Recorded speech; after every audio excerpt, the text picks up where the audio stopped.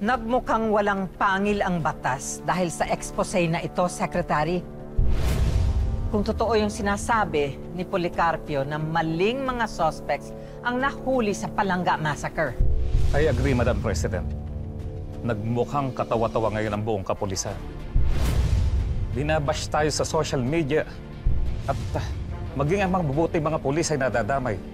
Madam President, hindi pa tayo sigurado kung talagang reliable witness itong paeng Policarpio na ito.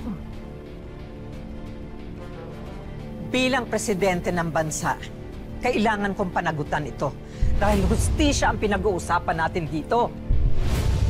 Asikasuhin mo kaagad ito. Pabuksan mo ulit ang Palangga Massacre case. Ayokong isipin ng mga mamamayan na wala tayong ginagawa. Yes, Madam President. General Martinez, gusto kong makausap si General Policarpio. Ipatawag mo kaagad siya. Yes, Madam President. Ako mismo ang tatawag sa kanya.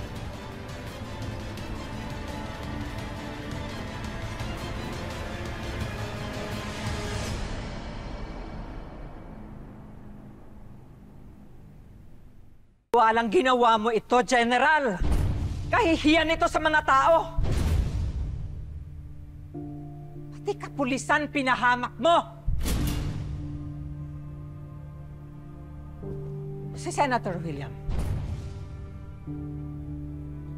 Nasaan si Senator William? Siya ang nagrekomenda sa akin itong Policarpio ito. He should be here right now!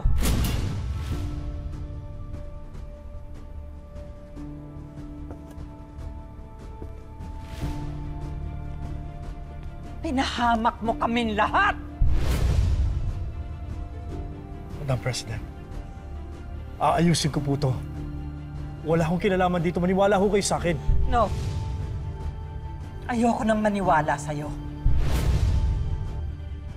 Kaya huwag ka nang mag-aksaya pa ng oras.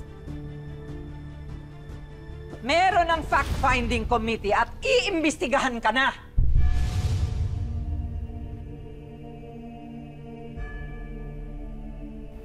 General, gusto kong malaman kung sino-sino pa sa gobyerno ko ang kasabwat ng sindikatong ito. Ayusin niyo ito!